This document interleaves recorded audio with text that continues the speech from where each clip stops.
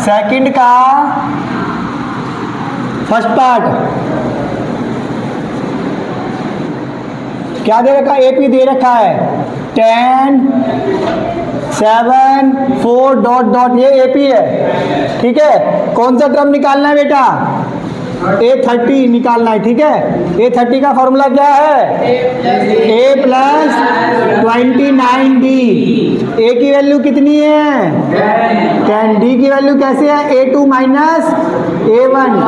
7 में से 10 गया -3। A30 लिख दो इक्वल टू A की वैल्यू कितनी है?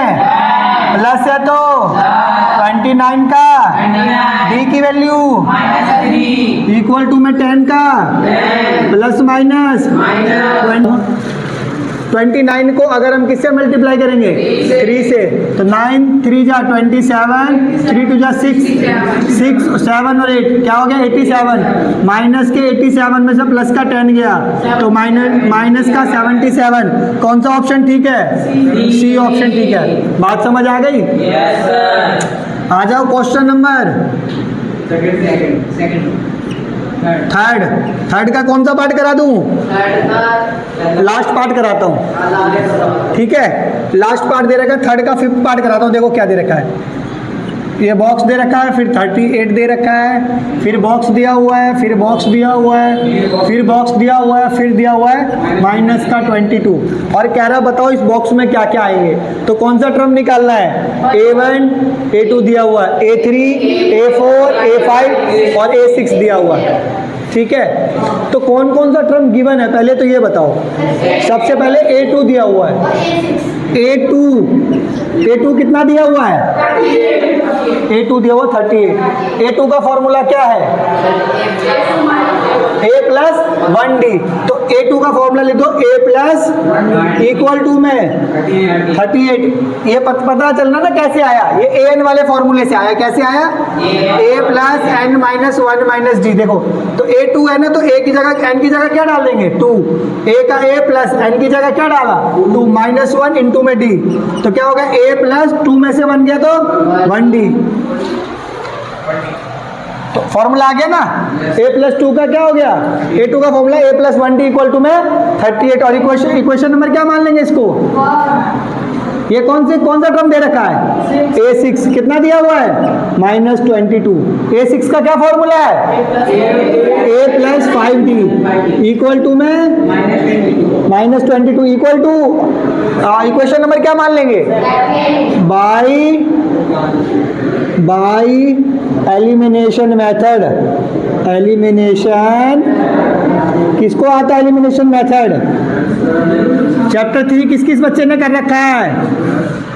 रखा है? इसे बोलते हैं विलोपन विधि। देख बेटा, पहली इक्वेशन क्या दे रखी है? A plus 1D equal to में 38। और दूसरी इक्वेशन दे रखी है A plus 5D equal to में -20। ये प्लस का था, किस चीज का हो जाएगा? ये प्लस का था, किस चीज का हो जाएगा? और ये माइनस का था तो किस चीज का हो जाएगा? प्लस। साइन चेंज करना होता है। सबट्रैक्ट का मतलब साइन क्या करना होता है? A प्लस और माइनस क्या हो गया? A ऊपर प्लस का था, नीचे माइनस का, कट गया। यहाँ पे किस चीज का D है? माइनस का 5D। माइनस का ऊपर में से क्या D चला जाएगा? प्लस का 1D चला जाएगा। तो क्या बचेगा? माइनस का 4D। पूरा सेंटेंस नहीं बोलते तुम लोग। माइनस का 4D। ये किस चीज का? ये प्लस का। कितना? 22। और ये 38, ये भी प्लस का। तो दोनों को ऐड करोगे तो क्या हो जाएगा? 60। ये पहले माइनस भेजो उसके पास, तो 4D इक्वल टू में माइनस का 60। फिर ये मल्टीप्लाई का 4 उधर आके डिवाइड का, माइनस का 60 divide by 4।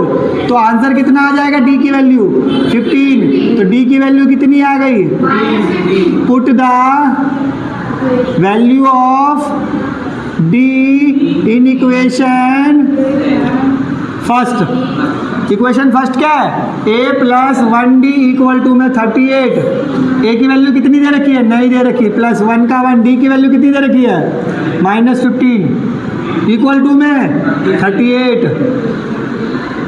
A plus minus minus 15 बन जा इक्वल टू में 38, ये माइनस का उधर आके तो 38 में क्या प्लस कर देंगे 15 क्या हो जाएगा 53 क्या हो जाएगा।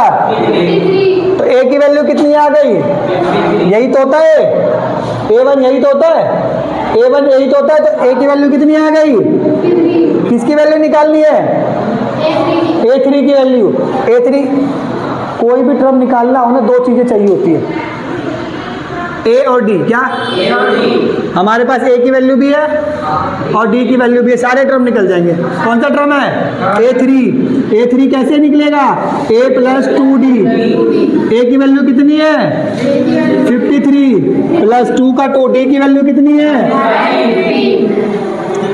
53 प्लस माइनस 15 2 जा 30, 53 में से 30 गया 23। अब अगला टर्म कौन सा निकालें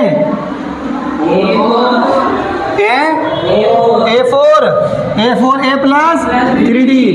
ए कितना है 53 प्लस का प्लस 3 का 3, डी की वैल्यू 53 प्लस माइनस माइनस 15 3 जा 45, 53 में से 45 गया। एक इक्वेशन तुम निकाल लोगे A5 A प्लस 4D।